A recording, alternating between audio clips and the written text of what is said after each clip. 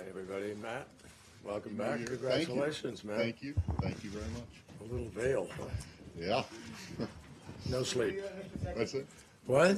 Happy New Year, Sam. Happy New Year to everybody. Thank you all. It's great to see you. That's sort of a wistful smile. Anyway, thanks all for coming to share some thoughts here. Want to wish everybody a very, very happy 2017 and great adventures ahead of all of you. I guess everybody wants to start off the new year by visiting our very elegant briefing room. So here I am.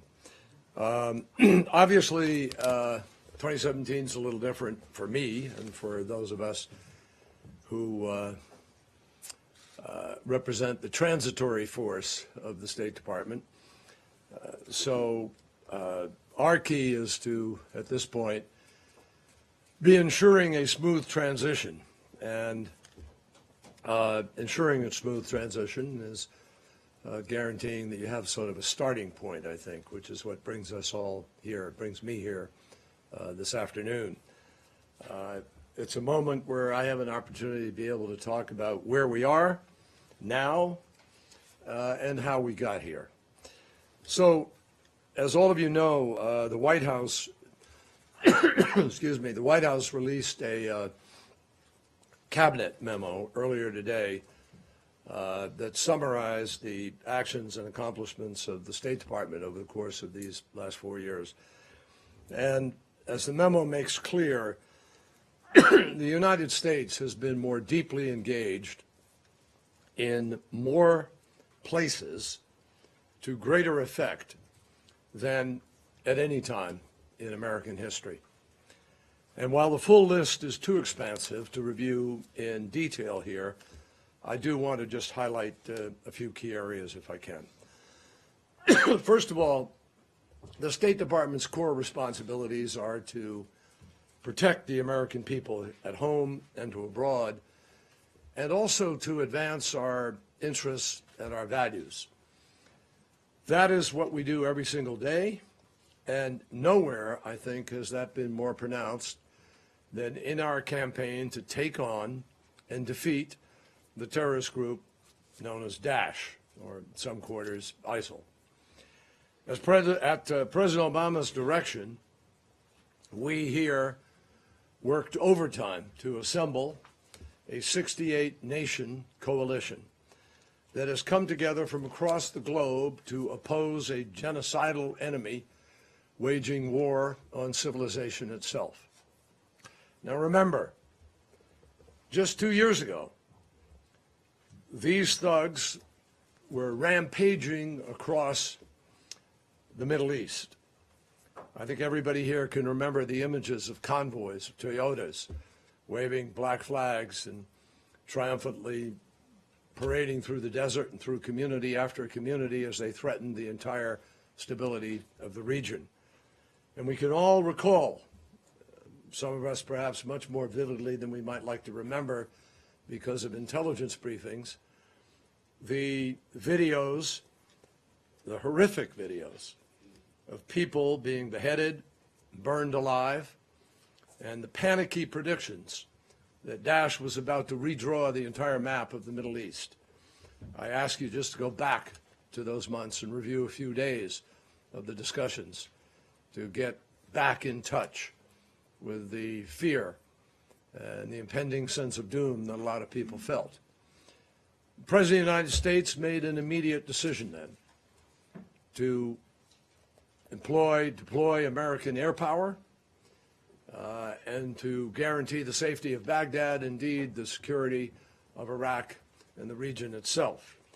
And together with our coalition members and friends, we did not let the worst happen. We turned it around. Our strategy has been to rehabilitate Iraq's military, to kill Daesh's leaders, to demolish their revenue sources, to curb their recruitment, to rebut their poisonous ideas, and to support our local partners as they liberate the towns and the communities that Daesh once occupied. I'm proud to tell you that that plan has in fact been working. Today, Kobani is free. Tikrit is free. Fallujah is free. Ramadi is free. And in time, Mosul, where there's about a 60% liberation of the eastern side of the community, is inexorably going to be free. And then Raqqa.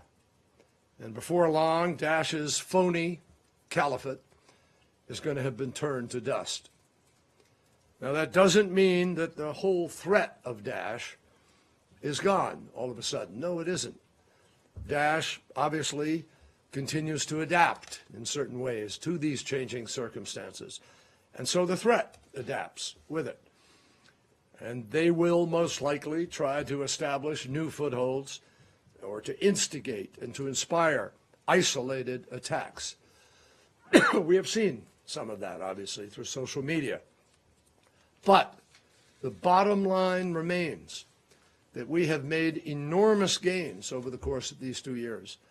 And we have done it without betraying our democratic ideals, without betraying our democratic values, or changing our way of life. So we are on the right path, both diplomatically and militarily, and we need to stay on that course. And I guarantee you that over the period of this next year and into the future, Daesh is going to be thoroughly defeated.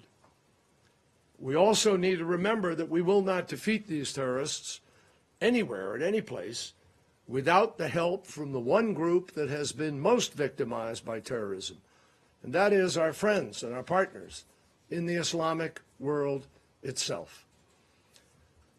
The second area that I want to highlight is the Iran nuclear agreement, which is a demonstration, quite simply, of the power of diplomacy to be able to address major international problems short of war. The Joint Comprehensive Plan of Action has made the world and our allies safer, including Israel and the Gulf states. Let me be very explicit about that. When we sat down to begin that negotiation, there were more than 19,000 centrifuges spinning and enriching fuel. There were 12,000 kilograms of enriched radioactive fuel material, which with one more enrichment could move to bomb-level development capacity. There was enough nuclear material to be able to produce somewhere between 10 to 12 bombs, if that were the direction that Iran decided to continue to move. And a unilateral approach, or refusing to negotiate at all, which some advocated, would have left us with two very bad choices: the short-term risk of a nuclear-armed Iran and yet another conflict in the Middle East. And to be clear, to be crystal clear, terminating that agreement now would leave us with those same bad choices. You cannot make a bomb with 300 kilograms of enriched material. That's all they have today from 12,000. You cannot make a bomb when you are limited to 3.67% of enrichment, and that is being tracked on a daily basis. The number of centrifuges today is down to about 5,000, which is permitted under the agreement. So what we've seen is the joint plan has in fact blocked each of Iran's pathways to a nuclear weapon, and I might add, by the choice of Iran to submit to this, not because it does it in and of itself, but because this is an agreement and Iran agreed to these terms of the agreement.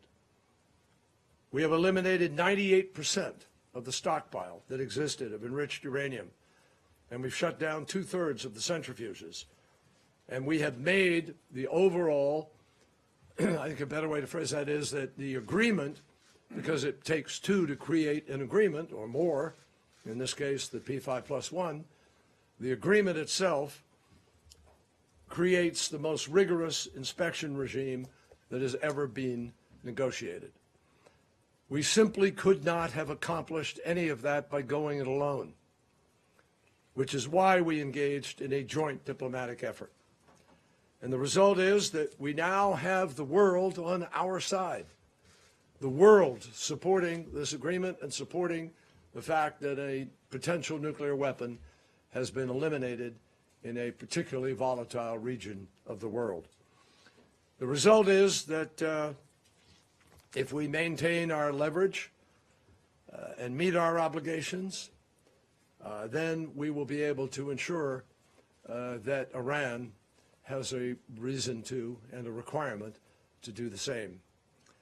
Now, our diplomacy has already also made a major difference on global issues, including climate change. The science is absolutely irrefutable that the growth in greenhouse gas emissions is a dire threat to which we have to respond. And in 2016, we did respond. I think it's safe to say that in terms of environmental diplomacy, the past year may have been the most productive in history. Our initiative to reach out to China changed the trajectory of possibilities after the disappointment of Copenhagen, where China had been on the other side. But because we reached out and we engaged proactively in diplomacy, and we were able to reach agreement with China, our president, President Obama, and President Xi were able to stand up together in Beijing and together announce the unity of the two largest emitters in the world, emitters of gases, to come together to try to forge an agreement in Paris. And that initiative allowed us to reach the Paris Agreement, which then entered into force far more effectively and quickly than anybody in the world could have predicted. The Paris Climate Agreement commits the parties to set and meet ambitious emission targets, each country with its own plan. I meant to bring it down, and I didn't bring it with me from my office upstairs. I have a number of vials of air in my office, small little vials, glass vials. They come from the South Pole. When I was in Antarctica, I was given these vials. We were snowed out and our ability to get there, but they gave me this vial which has on it a tracing of the rise of carbon dioxide. And on the vial it says the cleanest air in the world. And that air that is the cleanest air in the world is 401.6 parts per million filled with carbon dioxide. That is more than 50 parts per million above what scientists tell us is the tipping point with respect to the potential damage to the Earth's climate. And that's the cleanest air on Earth. So the challenge comes home in scientific terms, again and again, in ways that are just indescribable. And we now have, because of Paris, more than 186 nations joined together, each with their own plan to reduce emissions and try to preserve this planet of ours. But in addition to that, we worked together with other countries to bring the aviation industry together to the table. The aviation industry was not part of the Paris Agreement. But when you add the aviation industry to all together, you have what would be the equivalent of the 12th largest country emissions in the world. But we reached an agreement whereby the aviation industry will also contribute to the reduction of greenhouse gases. And then in Kigali, we managed to approve an amendment to phase down the use of heat-trapping hydrofluorocarbons, HFCs as they're called, which are used in refrigerants. And by phasing them down, this may be the single most effective one step we could take to try to reduce the rise in temperature. And the scientists tell us that that step alone could reduce the rise of temperature by 1/2 degree centigrade by itself. And finally, we designated the planet's largest marine protected area, the Ross Sea, in the Antarctic Ocean, and will preserve it for the future in terms of science and research and in terms of fishing exploitation. So the bottom line is that we have sent a powerful message to governments, to the private sector, to citizens everywhere, that we are entering a new era in which reliance on fossil fuels is reduced while greener and cleaner energy carries us forward. And make no mistake, we do not believe that we can shift into reverse or even stop in this endeavor. This is a race against time, a race against what is unraveling in terms of forces of ecosystem and Mother Nature that not everybody completely comprehends in terms of how fast or what may happen, but absolutely comprehends that it presents catastrophic risk to human beings. If we're going to keep faith with future generations, it is imperative for us to keep moving ahead. We also have progress to report in our own region. Our opening to Cuba after 54 years has strengthened our position throughout the hemisphere, and it's given fresh hope to an embattled population just 90 miles from our shores. We also helped Colombia and end the world's longest-running civil conflict. We appointed a special envoy, Bernie Aronson, who worked day to day on that, and our team worked on it.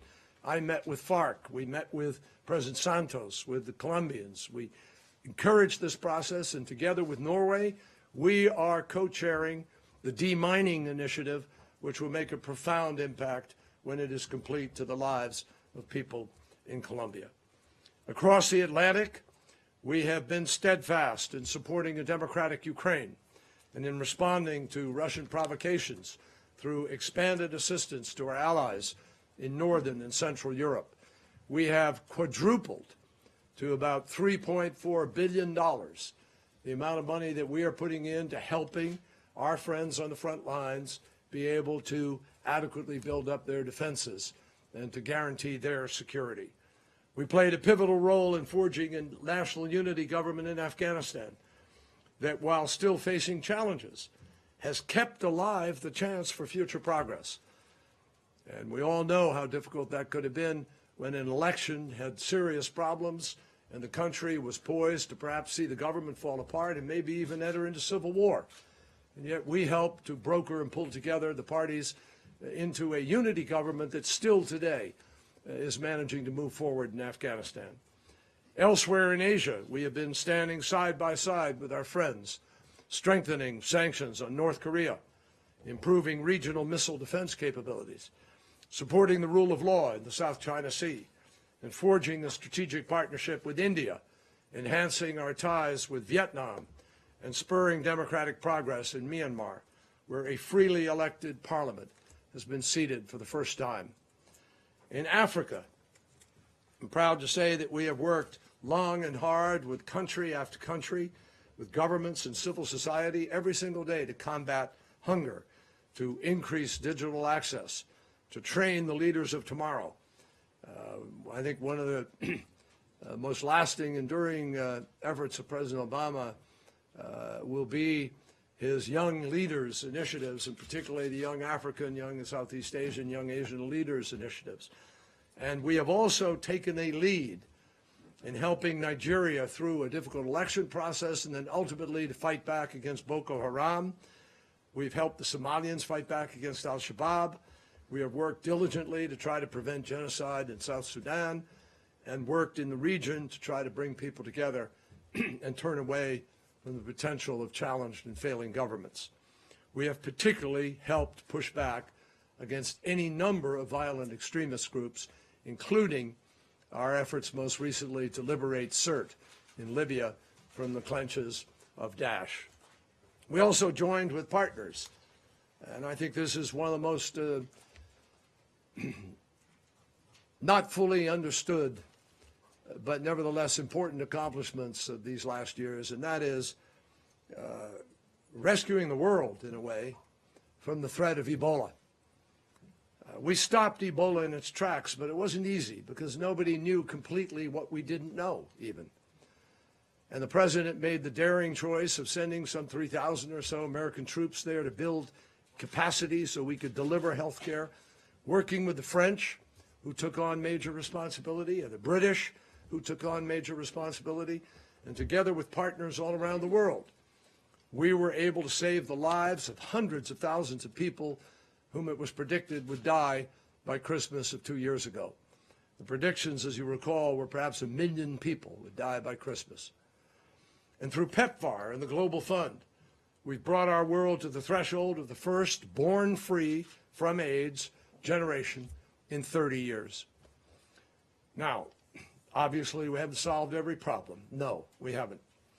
The Israeli-Palestinian conflict continues, but we are absolutely right to support a two-state solution and to warn about the danger of actions on any side that could obstruct that possibility. We're also right to insist that a diplomatic path is the only way out of the disastrous situation in Syria, one of the most intractable and complex conflicts in modern history and the worst humanitarian catastrophe since World War II. Despite our best efforts to mobilize a unified response from the international community and to ease tensions and reduce violence and save lives, obviously the war has continued at considerable human cost. After more than 5 years of tragedy, this much remains clear. It is only through a political solution that ultimately the country can be unified, the country can be rebuilt, and the violence can actually be stopped. It is only through a political solution that actual peace can finally come to Syria. Now, the military strategies that are pursued by the regime and its backers in Moscow and Tehran, if that's all there is, will only lengthen the war, generate more extremists, and further inflame sectarian fighting. That's why the United States continues to support diplomatic efforts to achieve an effective cessation of hostilities and a transition to a government capable of uniting the Syrian people. And we're not competing with, we back the efforts of Russia and Turkey and Iran to talk. I've been in conversation with Minister Lavrov, with Minister Cavusoglu and others even in the last days, encouraging this process and talking about how we would build conceivably on what happens in Astana, if it can happen, in order to get to Geneva and get to the real negotiations that the international community supports. Finally, I just want to emphasize how much of this department's work takes place out of the spotlight. There are an amazing number of unsung heroes in this building and around the world in all of our outposts and our missions. And that includes people who work for us from another country, but who join in and become part of the family and part of the team in some embassy, in some outpost, in some mission, in some consulate, somewhere in the world. Every day at more than 240 posts that represent our nation, our personnel are sitting down with foreign counterparts in order to share outlooks and deal with different problems, to help American businesses, help students, help travelers, advocate on behalf of democratic values, human rights, including the freedom of the press, and contributing in ways large and small to the global goals of stability and prosperity and peace. And overall, I think when you consider the scale of the challenges that we faced, the speed with which we have had to act, the multiple simultaneous crises that we faced, the limits imposed on our resources, I think when you measure all of this, Americans can take enormous pride in what our diplomats and our leaders have been able to accomplish in order to advance the interests of our nation and keep our country safe. Now, we will turn over to our successors a country whose international standing is much improved from 2009, when President Obama took office 8 years ago. And no one should forget the incredible fragility of the global economic crisis as a consequence of the late 2008, early 2009 economic disaster that we faced on a global basis.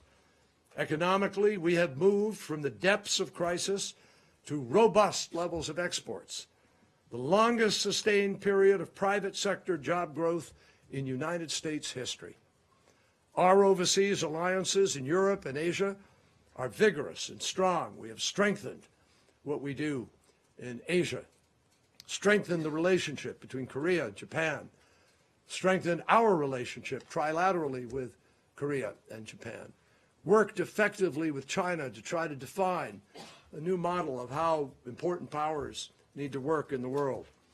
Our overseas alliances in Europe and Asia are both vigorous and strong today. We have, as I described earlier, strengthened our alliance with NATO, strengthened our alliance with the frontline states. Our level of security support to a democratic Israel is unprecedented. Across the globe, we have helped to ensure that a child entering the world today is more likely to be born healthy, more likely to receive the necessary vaccinations, more likely to be educated, more likely to live a long life than any previous generation. And that is just as true for women and girls as it is for men and boys. Now, obviously, there are many people yet to reach. We all understand that.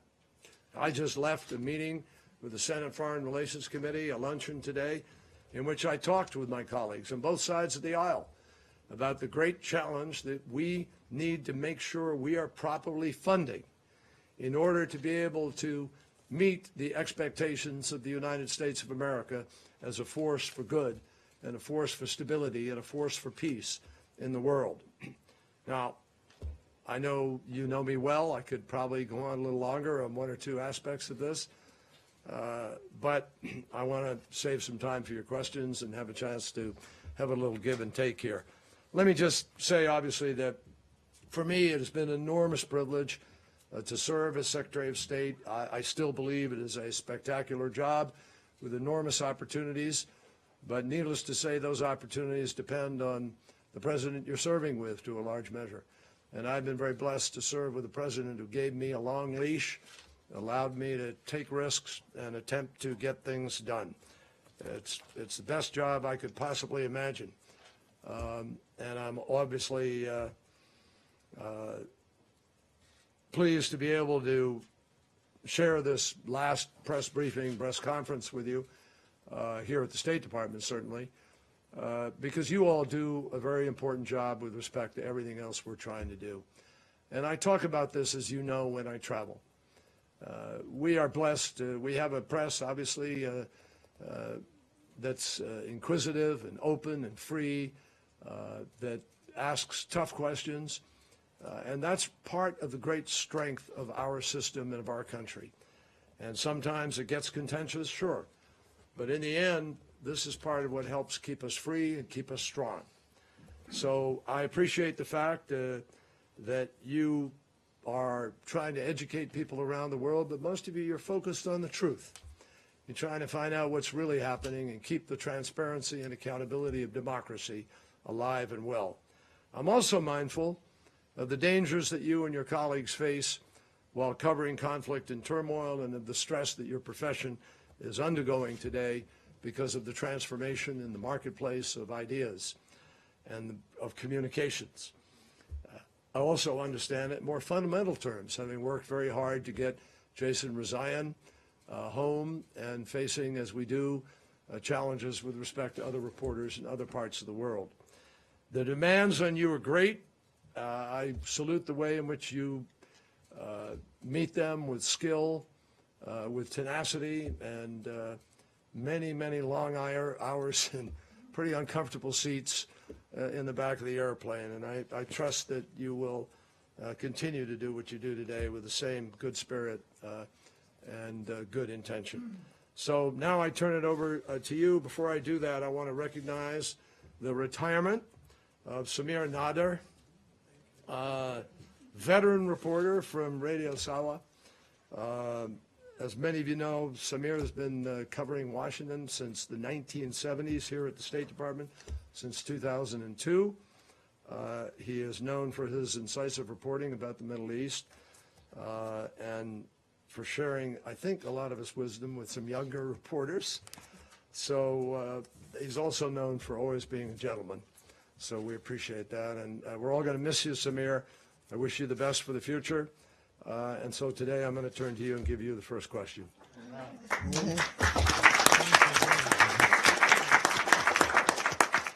Better be nice, too. Thank you. That's wonderful. Thank you so much, Mr. Secretary, for your kindness and for your service. And we are both leaving at the same time. My question is about Syria. Question is it the right time? That'll be answered down the road. My question is about Syria. You said you are not competing with the Russians in the current phase, but did your coordination with the Russians reach a dead end about Syria? And what advice will you give the coming Secretary of State about what should be done in the next phase in Syria? Well, I think that I'm going to reserve the advice to give it to my predecessor personally. I'm going to be meeting with him somewhere in the next days, hopefully. And I owe it to him to give whatever advice I give on a personal level and not through the media. I'm sure you respect that. With respect to the process in Syria, I think that the difficulty became what one party was willing to do or capable of doing with respect to Nusra and separating Nusra and being able to actually create a capacity for cooperation. As you know, we had some questions about cooperation on our side, and you know, I think it was difficult.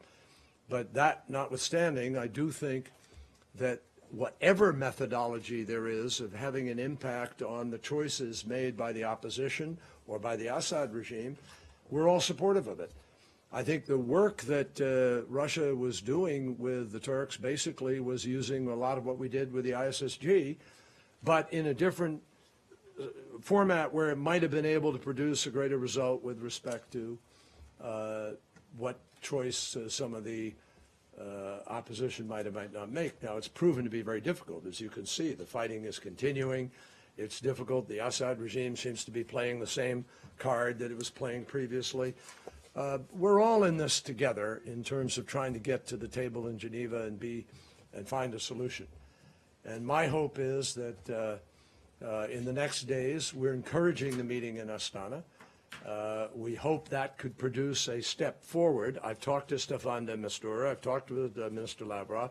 We all agree that the same objective remains, which is to get to Geneva, where the real meat of the talks is going to take place.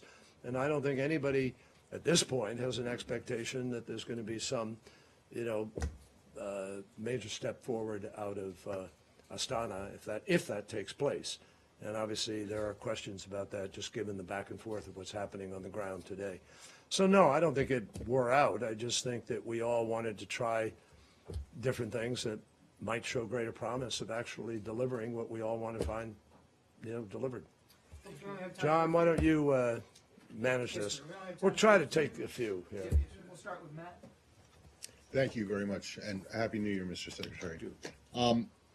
So I'm curious, from what you know, what you have heard, which of your priorities and accomplishments, some of which you just listed now, but you would also in your exit memo, are you most concerned that the incoming administration will perhaps not have as much enthusiasm for, will deprioritize, or will actually roll back? And then secondly, you mentioned in your comments just now that the international standing of the U.S. is much improved. And in your exit memo, you said the United States is more secure, more respected than it was 8 years ago. And I'm just curious as to what is the metric for measuring that? Because I think a lot of people look around, they see the actions of rivals like China and Russia, as the administration has detailed today. They see threats from foes like North Korea on ICBM launches, and they see real outrage and anger and sometimes hostility from friends like Israel and the Philippines. So I think, can you explain how it is that you see that? Sure. Well, I think I did explain it. You can't achieve what we've achieved, a P5+1 agreement, the Paris Agreement, all the other things, without mutual respect, without working together in an effective way to try to make that happen. And I know that in my relationships, when I meet with, I mean, look at what we've done with the GCC, bringing the GCC to the table and effectively focusing on a regional security arrangement for the GCC. occasionally you hear a complaint about one policy or another, and I understand that. I think the press actually overblows that. I think the reality is that compared to where we were, and remember, folks, you had an economic implosion in 2008, and we had Iraq hanging around us in a very serious way. And we were not pressing for climate change or any of these other issues. So I think if you measure against where we were at the end of 2008 to where we are today, there is a significant amount of respect for what we have achieved and what we've done. Does that mean everybody is simultaneously, universally happy with everything that we're doing? The answer is no. Obviously not. But we've stood up for what we stood up for in the South China Sea with the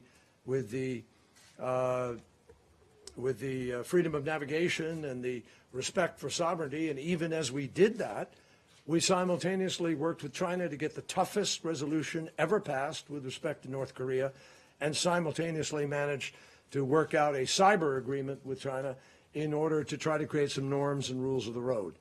So I just think you have to look at what the accomplishment factor is in these countries, and you will measure it. And if you listen to people in the world, not some country that has a gripe about one particular issue or another, but people in the world, they look to the United States for the leadership that we have provided.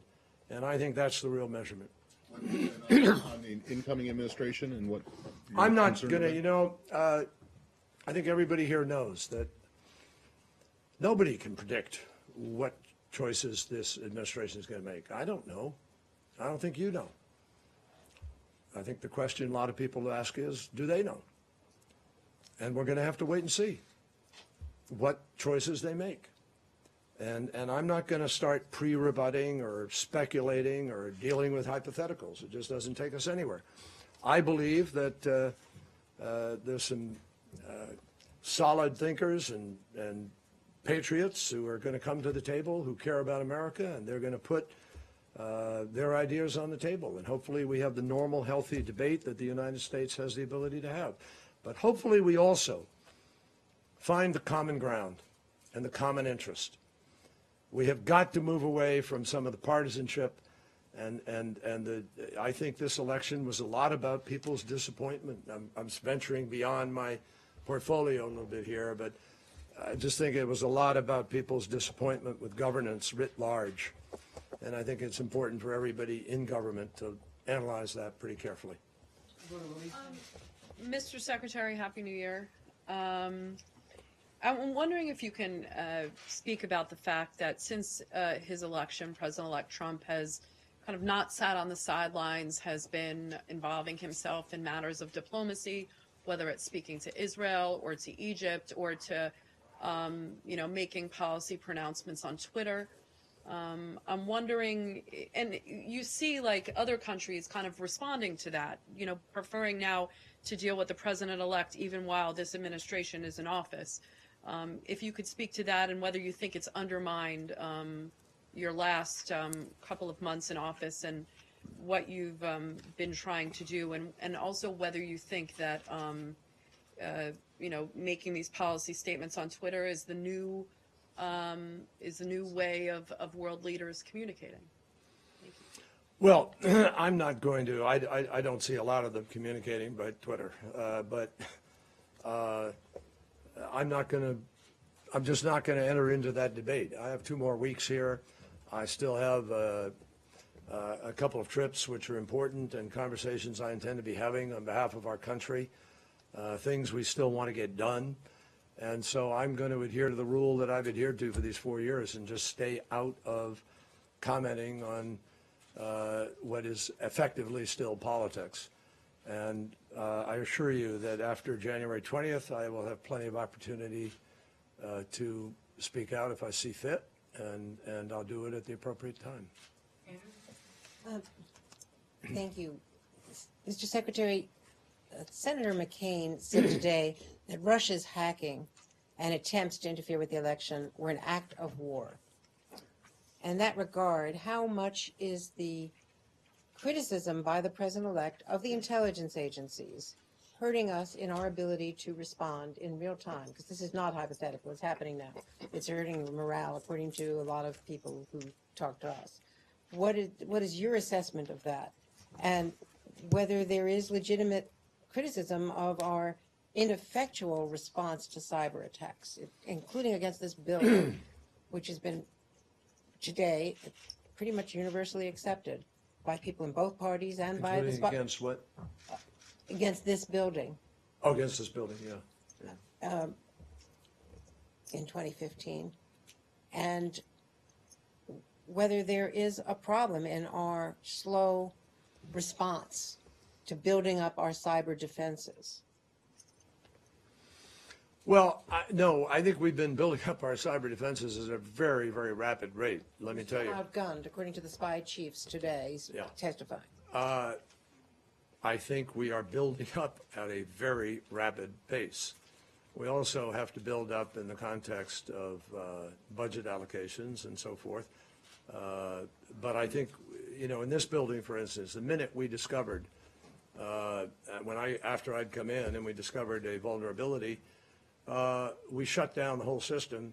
We immediately moved into a very rapid transformation, and we have not been, to our knowledge, visibly threatened or penetrated since then. We're always threatened, but we haven't been penetrated, to the best of my knowledge, and that's my knowledge. I would simply say to you, Andrea, that you don't know, and I can't say, what the president may have chosen to do or not do, and there's no way for you to measure whether or not the president adequately responded or not in terms of what options are available to him. I can tell you this, that both the president and I personally raised this issue with the Russians. And right now, as far as I'd like to go, is simply to say that we could not do the work that we do as effectively as we've been able to do it, all the things that I just described to you, without the extraordinary contributions and input of people who put their lives on the line, in many cases, not all, but everybody who is a dedicated patriot who is working 24/7 in order to protect our country in the intelligence community of the United States. And I have nothing but respect and appreciation for the vital work that they do. They do not draw political conclusions. They put perceptions and facts and intelligence in front of you, and it's up to us to ask them questions based on what they put in front of us. It's up to leaders to be critical about it and to pursue whatever observation or assessment, as they call it, is made by them. But I will tell you this, I don't think the president or this building could do the quality of job that we do without the input of the intelligence community, not all of which we accept every day on face value, believe me. So the combined expertise of all of that community, probed and reprobed and reprobed, has come to a common assessment that the government of Russia engaged in a concerted effort to influence and interfere with the integrity of our electoral process. Now, that's the conclusion. And I think that you can call it what you want. Senator McCain calls it what it is. It obviously is a very serious event. And I think the president has responded to it accordingly. And how damaging is it that they're being criticized by the president-elect? That's not hypothetical. Well, again, That's not a it's future not a sense. hypothetical, but I'm not going to get into making judgment. I just let my statement stand that I have the utmost respect in their credibility and in their day-to-day work. I think they are deserving of an enormous debt of gratitude by everybody in the United States of America. And it doesn't mean they're infallible, doesn't mean they're always correct, but they certainly deserve the respect in the way in which we question and evaluate what they present us. Only a couple more. Mr. Secretary, Happy New Year. Do you personally believe that Vladimir Putin directed the hacking of the DNC and other political leaders? And also, number two, why did it take the U.S. government it had this a lot of this information in the summer until now to act and come forward with Well, something. I'm not going to get into what I don't personally believe. I accept the judgment of the intelligence community that this went to the highest level. But what I want to emphasize here is, let's go back to late summer. You're August, you're September. You're 2.5 months from a presidential election, which the world is watching. And I think that if there'd been a huge public, as it is, there was a big discussion over what was released. And it was very carefully done in a way that wouldn't allow people to be alleging that the president and the White House and the intel community were somehow trying to affect the outcome of the election. And you just have to be in that moment to understand how absolutely likely and probable and almost certain that would have been. And that would have been equally troubling. So that was about the time that we engaged very personally and privately with the Russians. And I'm not going to say more about it, except to say that a lot of judgment and consideration went into how that would be handled at that moment. Okay, James, you get the last one today.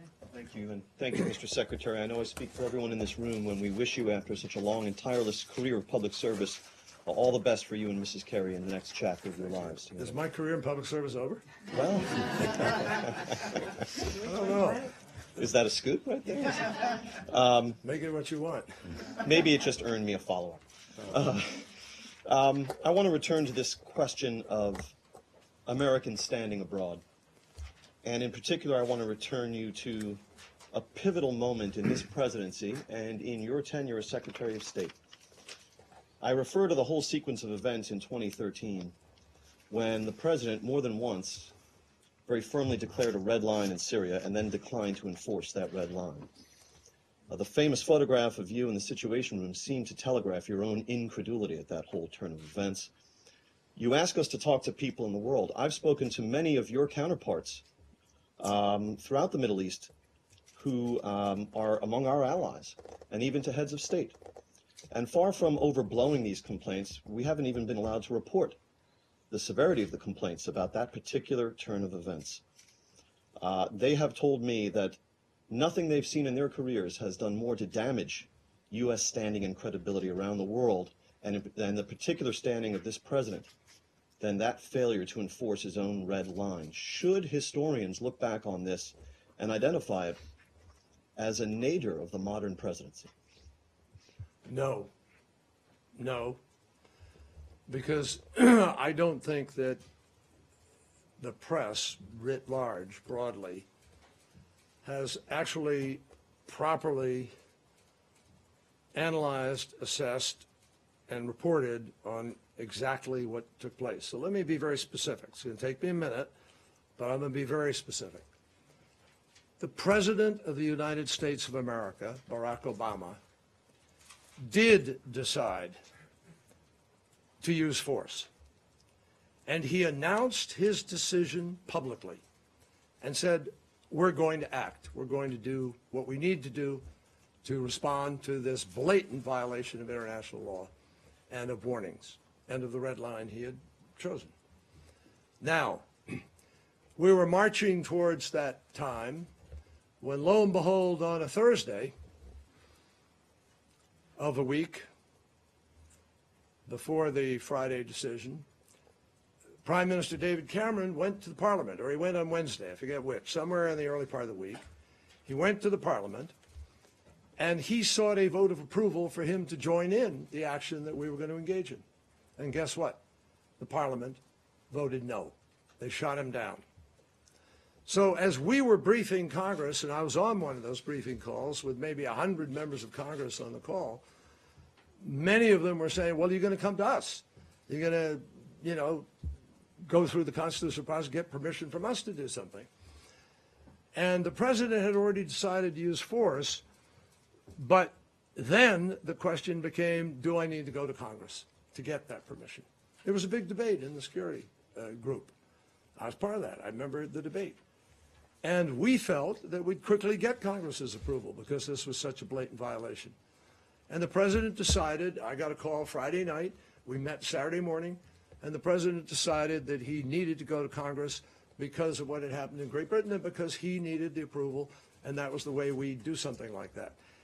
It wasn't forthcoming very rapidly, number one, but number two, in the interview, the president never said, I don't want to bomb. He never said, I'm not going to. He went to Congress to get permission to. And in the meantime, at a press conference in London, you may have been there, I was asked the question, is there anything that Assad could do in order to avoid being bombed? And I said, yes. He could agree to get rid of his weapons. And within an hour and a half, I had a phone call from Sergei Lavrov of Russia suggesting that was a really good idea. Why don't we work on whether or not we could do that? And President Obama and President Putin had actually talked about it a few weeks earlier in St. Petersburg. And I'd already talked to Lavrov. I'd actually talked to Prime Minister Netanyahu about it. I thought it was a good idea. And so all of a sudden, Lavrov and I were thrown together by our presidents in an effort to try to achieve that. And guess what? We did achieve it. Before Congress voted, the president never said, I won't drop a bomb. What happened was people interpreted it. The perception was that he was trying to find a different road. And I will acknowledge to you, absolutely, I heard it all over the place. The perception hurt, yes. The perception hurt. But the perception came about despite the fact that we actually got a far better result of getting all of the weapons of mass destruction out of Syria without dropping a bomb. And if we had dropped a bomb, there is no guarantee we would have gotten any of them out. Is Syria today a better result, sir? No, Syria has nothing to do with that. What is happening today in Syria has nothing to do with the dropping or not dropping. It has everything to do with whether or not Assad was ready and willing to be held accountable by Russia and Iran to actually live by the agreements that they offered, and also whether or not the opposition was able to act in a way that could create enough leverage for Assad to have to come to the table and negotiate. And obviously, when Putin went in and put his troops on the ground to support his airplanes in the air to support Assad, that whole ballgame changed. We acknowledge that. But the fact is that it wasn't that decision. It was a whole bunch of other things that may have affected that. The bottom line is, folks, the president never retracted his intent to, he just got rid of the need to do it by embracing a different approach that got all the weapons out. And so, yes, I have to acknowledge, I can't, he would acknowledge, the perception certainly is out there, but I don't think it's fair because I don't think it actually reflected the decisions that he made. And it doesn't reflect the reality of what we were able to achieve. On that note, thank you all. I got to run. Thank you. Thank you.